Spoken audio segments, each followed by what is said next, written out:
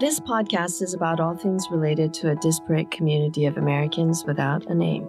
We are the AM, A-M-M. A for Arab, M for Muslim, and another M for Middle Eastern, by heritage and American by choice or circumstance. But more importantly, we are separated and alienated from each other. It's time to get in front of the racist PR, clean out the cobwebs, and get to the business of defining ourselves. We are here to elevate AM voices. You ready to hear some tough truths? I am Banafshe Madai-Nejad. This is Ramesh Deem. I'm Roy Casagranda, and this is The Defining Moment.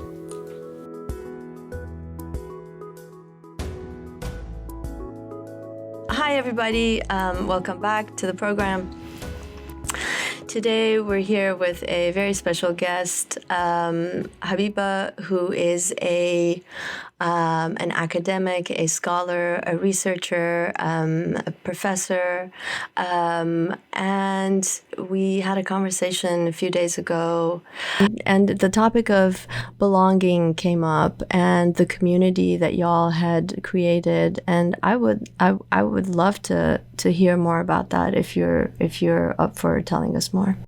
You know, I'm not sure if I'm the person to be talking about this. My friend Jayshree would probably be the better one. But also, I don't know if you know the name Rekha, DJ Rekha. She's a very good friend of mine. She was very much a part of making that world and Basement Bhangra. Okay, like let's talk about Basement Bhangra, right? At SOBs, like the first few Basement Bhangras, right? Where we had this coming together of like Bhangra and hip hop and reggae, and you had South Asians and like Indian women feeling like they could wear saris at a club. You know, it might seem kind of corny right now, actually, but there's that, and then there's like the Rastas, and there's like the poet Sharif Simmons and Greg Tate, and we're all hanging out and having these parties, and and there were all kinds of people. Then we'd have these events, and then I had these parties at my house. And later I find out that Juno Diaz was there. I'm like, oh, wow. Okay. He was there, it was a lot of fun. Habiba, I had no clue you were this cool. Me neither. I'm like, nobody would know I was this cool. I was like, dang. And my husband now, he's like, gosh, you were cool back in the day. I'm like, yeah. He's like, what happened to you? I don't know what happened. Yeah, you do, girl.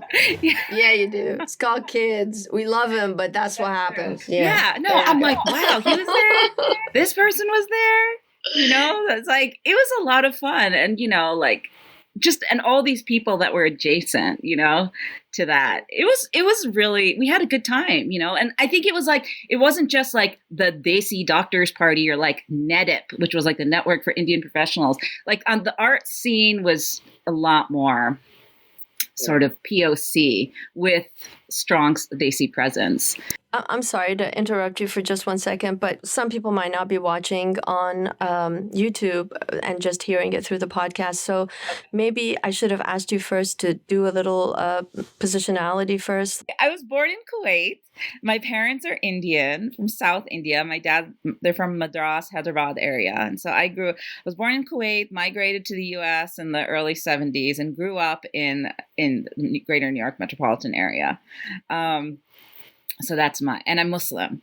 And, being Muslim was a very strong part of my identity, but we're Indian Muslim. My parents were very familiar with secularism, and, that was not an issue. Keeping, religion in the home or just in your community was normal for them. So definitely strongly Muslim identified, definitely Indian. And this whole idea of being POC, I knew it implicitly, just because of what I look like. But it's this question of where do we fit in was a big question throughout my my childhood. Sort of what in a very extremely racialized landscape, how do we fit in? Where do we fit in? Was always a question. So yeah. So that's my background.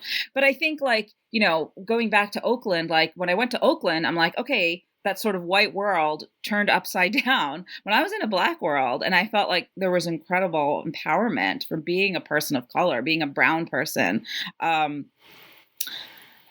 and I learned a lot, and it undid a lot of what I would say is like sort of whitewashing that I experienced growing up. And so when I got to New York, I would say in the late 90s, I moved back to the New York metropolitan area to be closer to my family. But it was just such an interesting and exciting time and place, right? It was the 90s, pre 9/11. And I found myself in a community of sort of like a South Asian and Black community where it was primarily like driven by the arts and artists. I did not necessarily identify as an artist, but I was adjacent to a lot of people in the Wait, arts. this is in New York or in Oakland? In New York. Gotcha. Yeah. And so I feel like it's the arts community, which again, like I said, I was a school teacher, and I did not identify as an artist, but I had a lot of friends that were artists. And I think it was the arts community where we were able to like really explore ourselves, our identity, politics, sort of being among, I would say, South Asian women. A good friend of mine, somebody who I still talk to, her name is Jayshree Abhichandani. She started this organization called SAUCY, South Asian Women's Creative Collective. And it was, we'd get together, we'd have readings, meetings, and parties. And at the same time, I was involved with this community of like Black arts, hip hop scene in Tribeca that was called Thought Forms Underground. And all of these things, well, Saucy's still going, but Thought Forms is no longer there. But there was a lot of overlap and exploration and sharing and celebration. And that's really what I would say. It was like a celebration of a kind of freedom that I think many of us never really experienced or had. And we can just completely make our own world. And I think it was, multi-religious, people. I would say most people were generally pretty secular, but it was really a space for personal artistic exploration. And a lot of my friends still come from that community, but we're all over the place. I'd say most people are still in New York, but I'm not in New York. I'm in Texas. But one of the things that we found is that as the population expanded, increased with more intense gentrification, the community changed. These are the so you use the word freedom, and we could make the world that we wanted. What did that look like? Well, aside from the fact that I was a lot younger and I didn't have children, and I actually had an income because I was teaching. Of course, I was not in, investment banking. So it wasn't like, the kind of freedom that you saw on Wall Street. It was a kind of just freedom of just being able to explore and I don't even know if rediscover is the right word, but just sort of not be beholden to like white normativity, and to just, it takes like, I would say like your whole high school career, if you're growing up in the US in a suburb that's predominantly white, this sort of the white normativity is so powerful. And sometimes it can take a lifetime to undo. But I mean, really, when you entered that space, you kind of realize, how much bullshit there is in that. And I think it was a freedom of just being, of course, it's about being young and being in an incredibly cosmopolitan space where, we were all able to live. Everybody was hustling and struggling in their own way. But I can't imagine that New York today can be the same place because of, the cost of living is just kind of insane, where people just, it's really hard to live that life. So I think the freedom was just, in the being able to be comfortable in your own skin and being comfortable meeting people, and just, it was just a lot of fun and a lot of good times, and where we centered ourselves and our own stories as opposed to having to conform to anyone else's. And it was New York. It's like you have the world there, and 24/7. Yeah. Habiba, when did this set in for you? So I think that like when I've experienced that shift, when white normativity has been decentered in my life, it sort of doesn't hit you until a certain kind of moment. When did it hit you that you were in a different space than the space you had grown up with? I imagine that white normativity was just the default, the water that you swam in, the air that you breathe, and you never noticed that it was there until some kind of moment or encounter or experience that you may have I think had. it was when I moved to Oakland, when I was living in Oakland. So honestly, like within like a few months of just being in Oakland, and that's where it really kicked in. But it wasn't like a South Asian exploration of identity. It was definitely like, white normativity was decentered at that time and space. And so, but I think like to kind of realize that, to find a group of South Asian women and men who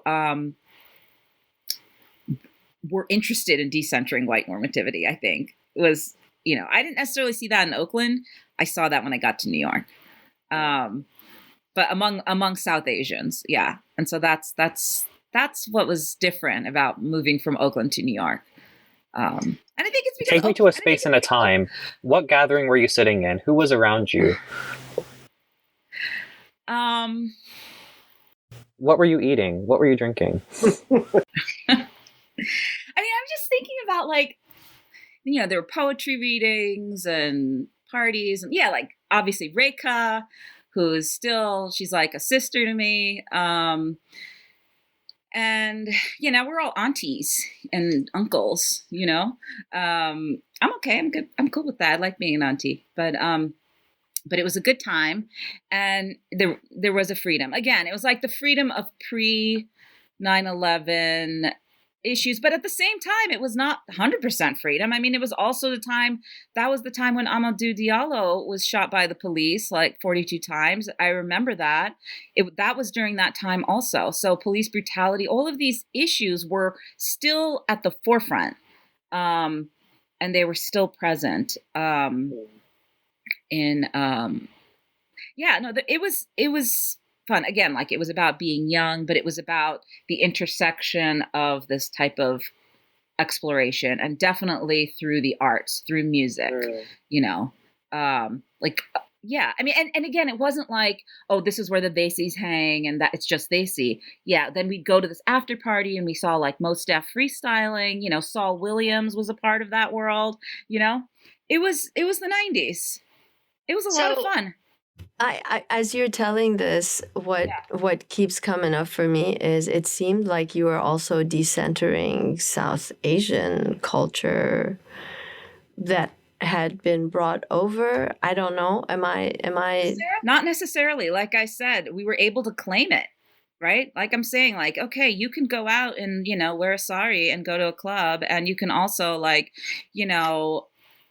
do bhangra, whatever, like let's have some dal chawal and then listen to hip hop or whatever it might be, you know what I mean? So I feel like there wasn't a separation. It was like, it wasn't like a sort of, it wasn't centering tradition, but at the same time, it wasn't rejecting it. For sure. It's claiming whatever you want, Exactly. Yeah. Indo-Caribbean folks, I imagine that was a big part of creating this space and building those bridges and all of that. Am I projecting that onto that experience? Not necessarily. And interestingly that you say they weren't in that space, they were not necessarily the dominant. It was more like South Asians from India, maybe Pakistan. Yeah. Although the Indo-Caribbean culture was present, right, in New York and Brooklyn and whatnot, soca and whatnot. What was the dark side of this 90s? Like what? Because geez, you've talked about it. It sounds like paradise, but it's New York, so there's got to be something wrong. No. Police brutality, right? Okay. The police. Is that it? That's the dark side, and poverty, right? Crime rate. Sorry. Well, also high crime rate, right? That's before the high crime rate plunged. High crime for whom? Yeah, I don't know. That was not looming. This wasn't the 80s or the 70s, right? This was the 90s. 80s, of course, nightmare. Yeah, this was the 90s. So, Yeah. Yeah. I mean, I think for Black men, the story is very different. For us, we were just kind of emerging. And I remember there was an article in the New York Times in the late 90s, and that where like the New York Times was catching hold of like this cool culture, right? And they're like, to be young, Desi, and hip. You got to look it up. It was like, entering into the mainstream discourse that there is this thing called Desi. And then, people were fascinated by that. And like, it's just phenomenal that Basement Bhangra was one of the longest running parties in New York, period. Longer than most other parties, right? Because there was literacy moment. Can you tell us a little bit about that? Oh my God, Rika should be talking, not me. Rika is a DJ, and she started DJing. She's from Queens, and Long Island, and she started DJing. And there were other Desi DJs that sort of emerged onto the scene. Another guy that I grew up with, was also like a DJ. Lots of DJs, Punjabi music and hip hop. People started remixing them, and and so it kind of entered the club scene in the late 90s, where there would be nights where you'd have, Bhangra. And, Bhangra is great music to dance to. So people would just get down and then you'd what's the interesting thing is that people would cycle through those nights. Whereas, once we started getting a little too old and tired, there was always another group of people that was coming to New York or whatever to sort of party like that. And so I think that party kept going for a really long time. And then, Reka, she's did multiple events in New York during that time and around the world. And that's when we were talking, you said something about that community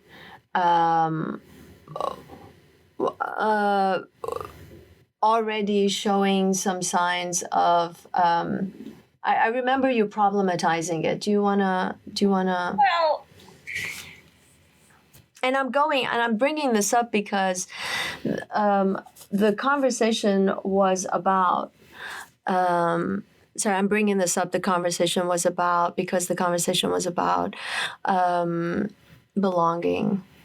Yeah. And which took us to this period of time and the community that was created. And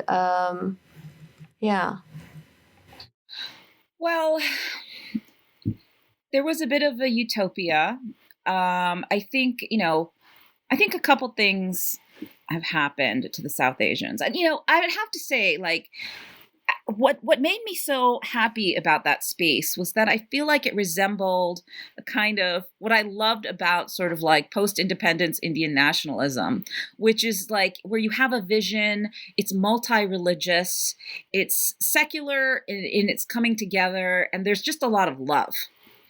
But I think that there's a few sort of social, cultural, religious, whatever, power forces that have to do with power and the state that kind of made it kind of really problematic intervention onto that dream.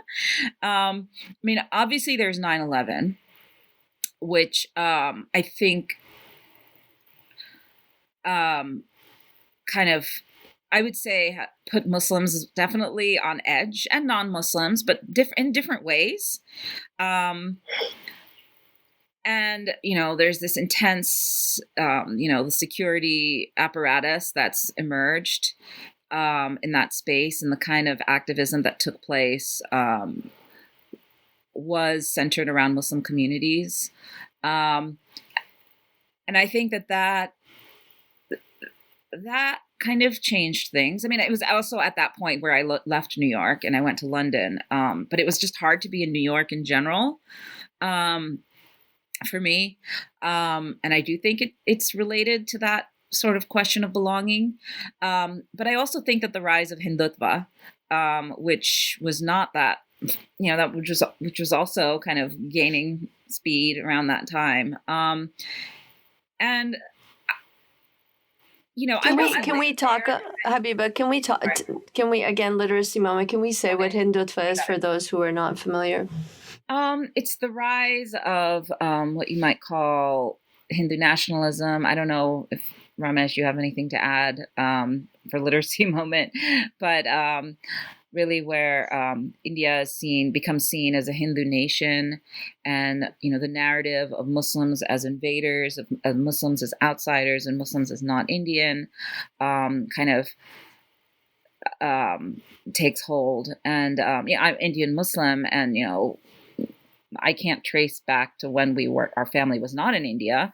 And so it just puts sort of Indian Muslims that, and their identity into question. And so, I think what would often happen is, Indians would often be questioned, like, are you really from Pakistan, or maybe you're from Bangladesh, or are you really Indian? And I think what was exciting about the 90s is that I could just claim my Indianness through all of it.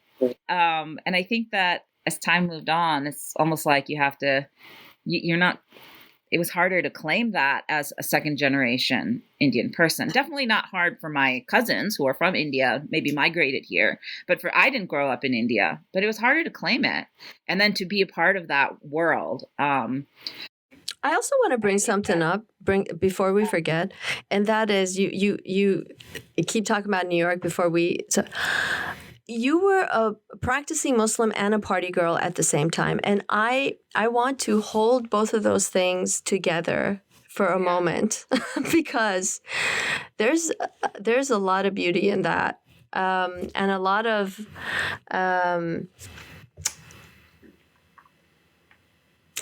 of stereotype breaking power behind that particular image.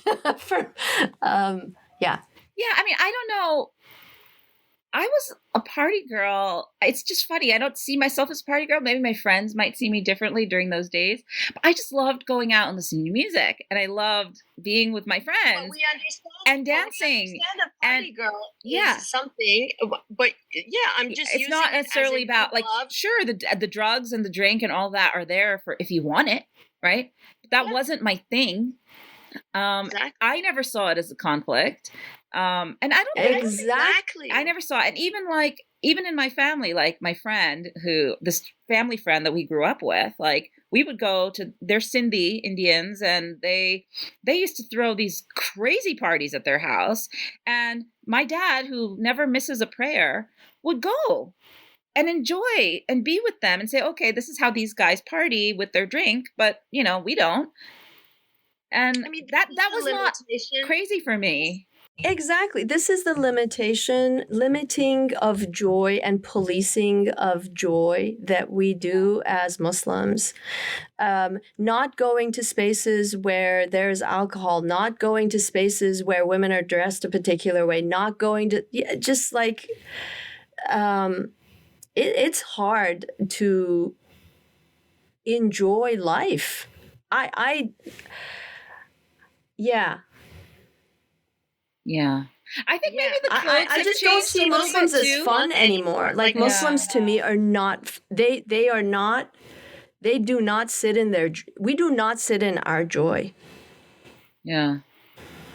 Because of all of this, I don't enter into this space. It's haram, it's this, it's like, just sit powerfully in your position. And so that in itself was, when you were telling the story when you were a few days ago, I was like, oh God, yes. But to be fair, I don't know, again, like I'm older, right? And so I don't know what that scene is like now, and I'm sure listeners probably have their own version. I would hope and expect that there is their own version, that people have their own version of that today, that looks that way. I don't know what that looks like, and I'm sure that I feel like you can't people will find their way of finding joy. I mean, I just don't know if people are, obviously nobody's going to clubs right now, right? Because of the pandemic. I don't know if people go as much anyway, right? Like, I don't know if the culture's changed. This was before like iPhones. So we had to meet, right? We had to create those physical spaces to be around each other because we did not have Instagram, right? And so that forged like a certain physicality of presence of like bodies and sweat and smells and, all kinds of whatever consumption. But like, it's different. It's a different world. It was definitely more tactile. Not in a sort of perverse way, but that too, sorry, I don't even want to use that word, but like, there's all kinds of bodies exploring space and each other. Which I feel like space, what the hell has happened to space, right? It's like all on the internet. Where's the space, to do that? Yeah, that's a whole nother discussion. I'm actually finding it really amazing how powerful these Zoom spaces have been for me. I'm doing a lot of healing work. I mean, I'm in particular kinds of groups, right? And sometimes some of these spaces, when they've happened online, have even been more transformative than in person, which is really strange. I'm still trying to wrap my head around that. Just strange. Even getting to know people for the first time online, again, because this space is all about vulnerability and healing and all of that. So maybe that has something to do with it. But yeah, that's a whole nother. Well, I also think that there's self-selection, right? So we can be so there's a lot of intentionality. There isn't a lot of, you can't just like stumble in. But there's self-selection and creating in-person community too. But which brings me to belonging, right? And how it was created for you back then, and what do you think about, and I think it's all related, online communities, and what belonging looks like now. What would you like it to look like? Yeah.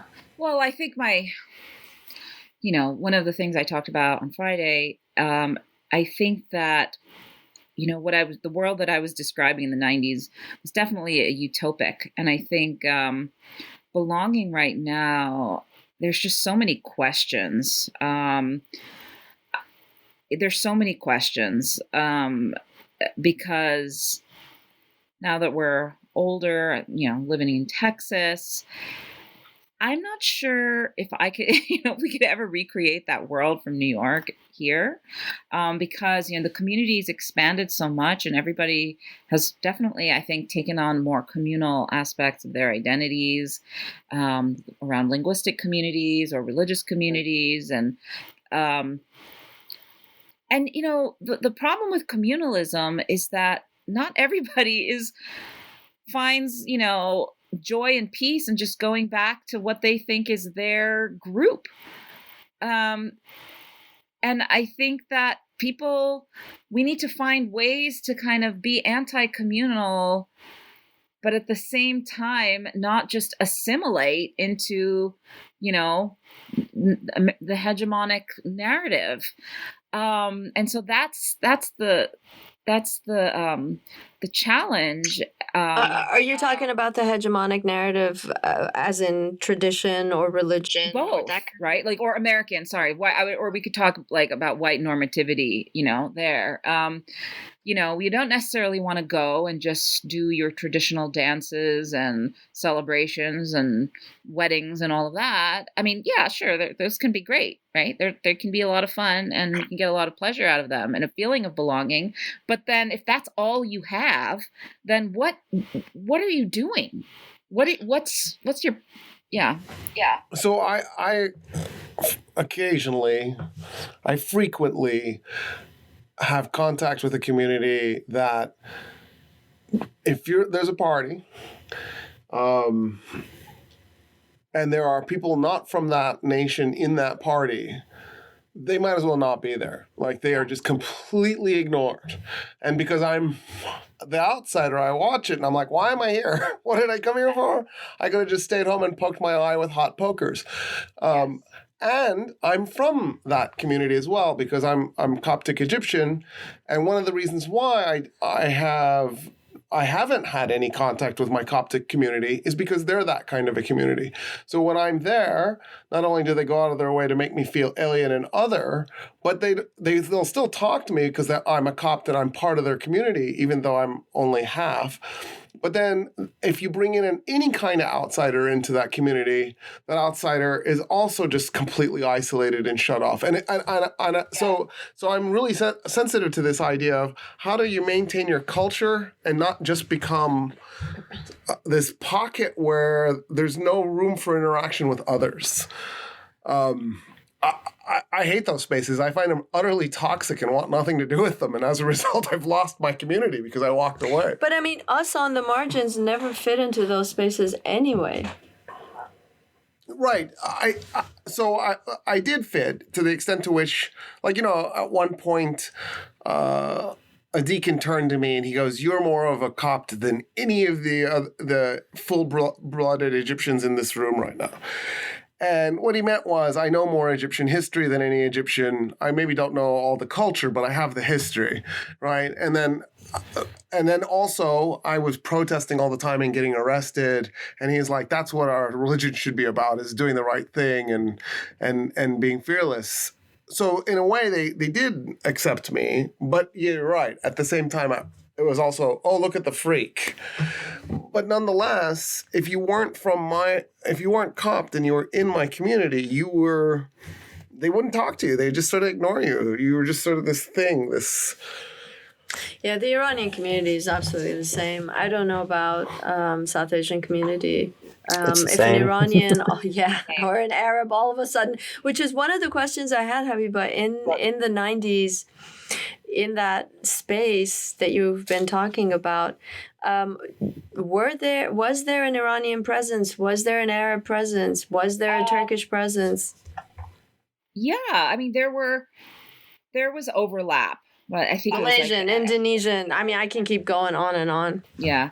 No, there was an overlap, but it was definitely more like a diverse South Asians, where you definitely had other I-AMM folks kind of move through that space as well. I mean, I'm not I'm sure there are other people that can speak about this better than me. I was kind of like this interloper that came in and came out, and people have studied that time and whatnot. But there were definitely Iranians and some Arabs and people. Yeah, it was diverse for sure. People that came through that space. But I was going back to the whole communal thing. It's I feel like we're trying to recreate some kind of tribal, almost like a family, in going back to our communal spaces. But I really feel like the place where you can expect this natural diversity is in a family, right? Like your family, we all have our family. Nobody expects you to be the same as every other person. The diversity is somewhat natural. Everybody has different professions, but you're still accepted. Well, okay, no, let me not say that. But you're not always accepted no matter what. But that's definitely not true. But I feel like we're trying to everybody's trying to reach for some kind of just general acceptance. And what's happened is that we're kind of spread out all over the world, and there's no family to go back to, because your cousins that, are in different cities, and your aunts and uncles and whatever, everybody's kind of spread out all over. So they're trying to kind of recreate some kind of space of kinship, but it ends up happening through these communal structures. And I think that's an issue. That's a problem because it's empty. Just piggybacking off of what Habiba was saying just now. All through grad school, when I heard people talk about my people, like my people, right?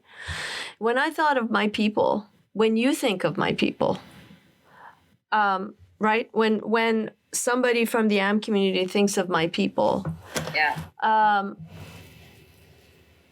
in the context of diasporic US, what are we imagining? Because what I imagine, honestly, is very similar to the world that you had created in New York with Junot Diaz there. Do you know what I'm saying? So the boundaries being super fuzzy and, and group of friends all throughout my period in the US, except for the first few years when I was trying desperately to figure out what whiteness was and how fast I could become that. But especially since grad school, it's really just been the AM community and all the POC that are willing to hang with us, honestly, right? Yeah, who are just as curious about the world. I mean, what it does is it just, again, like this question of whose side are you on? Are you with me? Do you hate me? Emerges in terms of like this idea of like, as a South Asian American, can you even trust that other South Asian is on your side? And I think that with the election of Modi and the rise of Hindutva, it's something that I can't anticipate. And just kind of like with Trump supporters, or, you walk into a community and you know that there's a lot of Trump supporters. You're like, oh, are you going to be racist? Are you going to hate me? Do you not want me as your neighbor? Do you think my religion is the enemy? The same is true for Indians. Where I ask those same questions. And even if it's like a younger person that I identify with, I'd be nervous about their family, right? That they then have to they're this in-between person. And then, maybe they're, maybe they'll say, oh, well, you're fine. But really, why do Muslims, blow things up and have so many children and this kind of thing? And you hear that discourse and it's painful and it's triggering because that's what we've grown up with growing up in this country, right? Like always having to second guess people. Now you're second guessing these people that are supposed to be your people. I could be remembering this incorrectly. But what I remember was in 2003, so it was 17 years ago. So I'll claim COVID brain if I got this wrong. Insane. 2003 is 17 years ago. Yeah. I think it was Atal Bihari Vajpayee, when he was prime minister, he went to Israel. This is what I remember. Or he might have gone some other place. But he told Israel, he said, you're a country surrounded by 400 million Muslims that hate you, and so is India. And I remember thinking just how utterly jarring that was when you consider how many hundreds of millions of Muslims live in India, and that there are more Muslims living in India than in Pakistan. Yeah. And, to make such... but of course, this is part of that Islamophobia that's been building for decades. Yeah. And it's the same shadowy figure of this Muslim terrorist populist, reproducing at some crazy rate or whatever, that is constitutive of this fascism in India, constitutive of the fascism in Hungary and Poland, and constitutive of the fascism here. Mm-hmm. And these are mutually reinforcing sort of figures. So that figure can exist in India and look a little bit different for the figure that exists in Israel, but they still reinforce each other and inform each other. Yeah. And same thing in China now as well. Those go on. I do see that community that you're describing in New York for the sort of marginalized folks in Muslim spaces as well as in like Desi queer spaces. So we're still meeting in back rooms and basements and apartments. We're still making religious spaces as well as party spaces in these spaces. We still have our Zoom spaces and our virtual spaces increasingly. Hey, I'm sorry. Who says spiritual spaces can't be party spaces? Absolutely. Music, dancing, being together. My priest. having My priest food says you can't do together. that, Yeah, so. whatever. Sharing food, cooking food, being together, doing healing. Yeah. And then the image that comes to Very- mind for me when it comes to the question of how do you preserve these communities, especially these sort of ethnic or linguistic communities, while also not giving into like a fascistic kind of thinking about these spaces, is the image of like a wolf pack. And I don't know where I got this from, but this is not mine. When you're a wolf, you are a part of the pack. Sometimes you're in the middle of the pack and you don't even feel your individual identity. You are just running with this pack that is surrounding you. Sometimes you're in the periphery of this pack and you are clinging to it, but you're still on the margins and on the sides. And then sometimes you are escaping from that pack into another pack and you're in the periphery of that, you're in the middle of that. But at no point are you, continuously in the center of that pack and lost and without individual identity. You migrate from that center to that periphery to back to center to back to periphery. So your identity comes in as an individual, it dissolves into the group, it comes back as an individual, it dissolves back, and you're in this perpetual motion of the pack. And so that's how I'm starting to feel when I navigate through a very Muslim space, then I go into a very queer space, then I go into a very Desi space, all of that. But again, to have that kind of ability to meld in and meld out, you have to have an assurance of the pack that's surrounding you, right? You have to know that I'm not under attack here. I have an ability to come in and out of this space and still retain individuality when I exit this space. Mm-hmm. That was so well said, Ramesh. Thank you for that. That was wonderful. Well, you have wasted another. This has been Click and Clack. Click and clack. And the Tappet Brothers. I miss them. Yeah. Is there something, Habiba, that you want to add to take us out?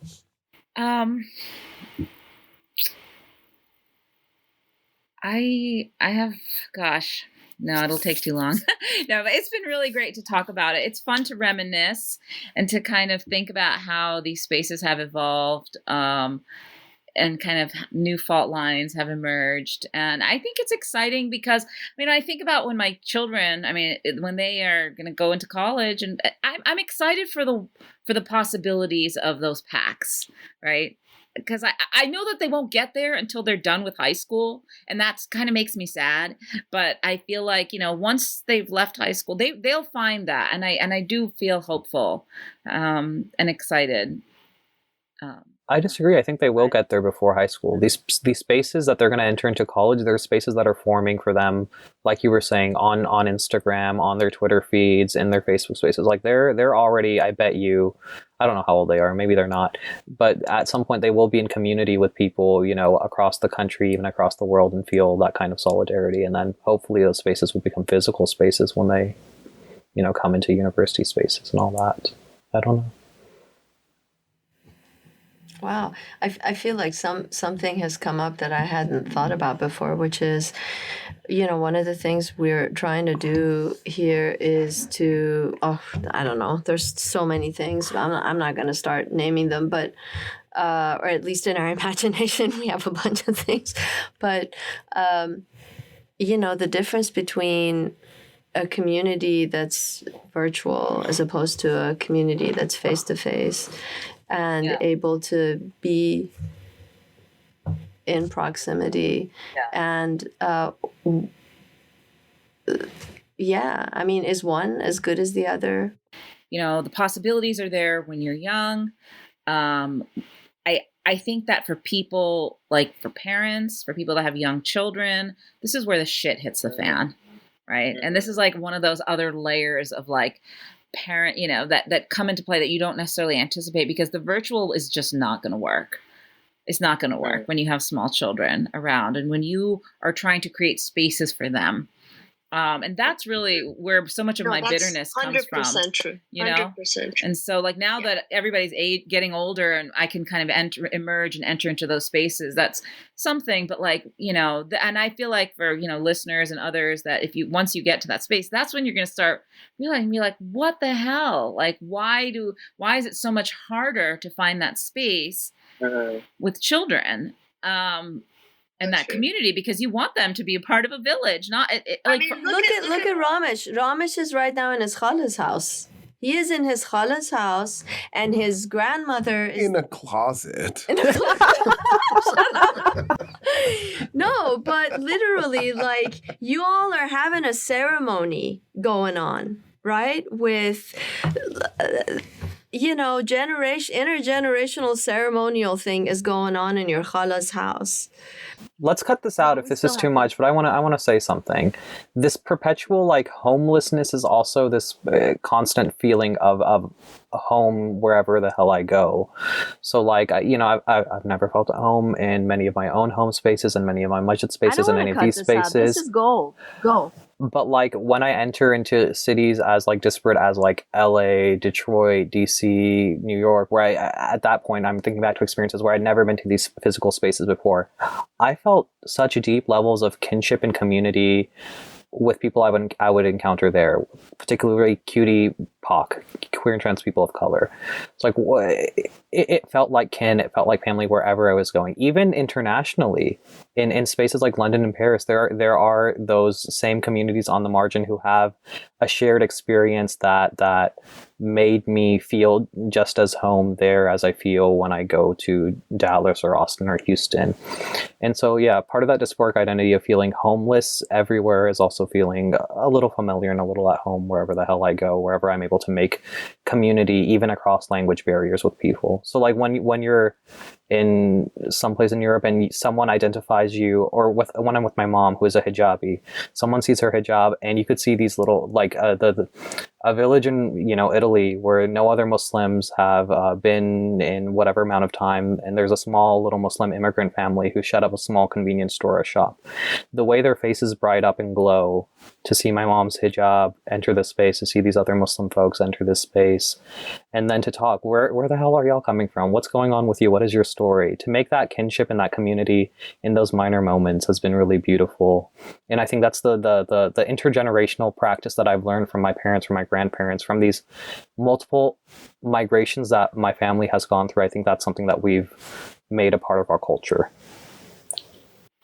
Well, just briefly, no, I think your point about like, our belonging is like, it takes place in these different nodes around the world, right? Like London, New York, DC, the Bay Area. And I think that those nodes need to be cultivated. And also as we're making our decisions and where we go, like where it is very significant and very important. And I think that's going to be tied to, that's our future, right? That's our people. That's the future. It's not like, okay, get a job in Lincoln, Nebraska, and that's the only place where you can go. Well, you'd be like, you know what? Screw that job, right? That's what I'm telling my kids. Yes. Screw it. You can find something else somewhere else. We're not. Unless you're in academia. In which case you leave. Not even academia. You go where the job is in academia. Yeah, I know. And then that's a really Or you problematic. don't. Yeah. Well, no, because life and belonging is our right? This past Ramadan, when I was reading the Quran, and one thing, the way we talk, community is referred to, this is our natural right. Like breathing, we need it. And I don't think the internet is enough. This is just like water. God speaks to us, and I know like this isn't religious, but I'm like, that really spoke to me. And we forget that because we think about just sustenance and the nuclear family, but you need more. We all need more. That's our right as humans. Animals have that right. We have that, we're animals too. We need that. I think that's really the reason why we created I-AMM. What is it? Community? Hell yeah. Number one reason. Belonging and community. I was talking to someone. We're all doing our own thing, like you said, in frickin' Lincoln, Nebraska. And okay, the second best thing is to, I don't know, make a node. Yeah. Even if it's online.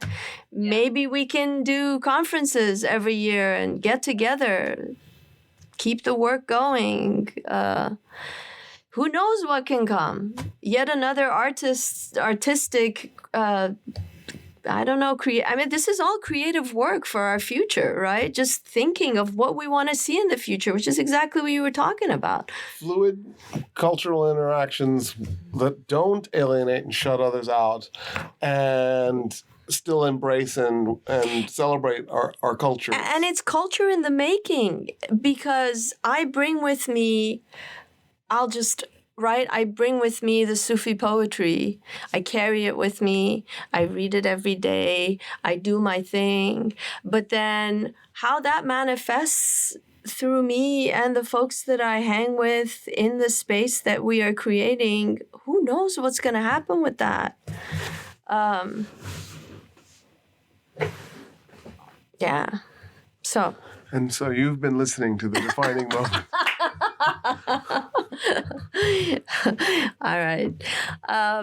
Thank you, Habiba, for being with us. This has been amazing. And I hope we can keep having this conversation. I'm Banafshe Madanejad. It's good to be here. Khuda Hafiz. I'm Roy Casagrande. Ma'asalama. This has been Ramesh Nadeem. Goodbye. This is Habiba. See y'all later. I'm starting to say y'all. Bye. Thank you, inshallah. See y'all later, inshallah. Inshallah. All right. Pierce Stoneburner has been our audio engineer, and we will catch y'all next time. Bye. Yeah. Every hip hop record got an Indian sample, right? Do your research. This where it started right here. Yeah. It's the Bhangra, baby. DJ Reggae in the area. Whoa. Mike clapping out the area. Whoa. New York in the area. Whoa. AC people in the area. Whoa. Wyclef Jean, Mr. International.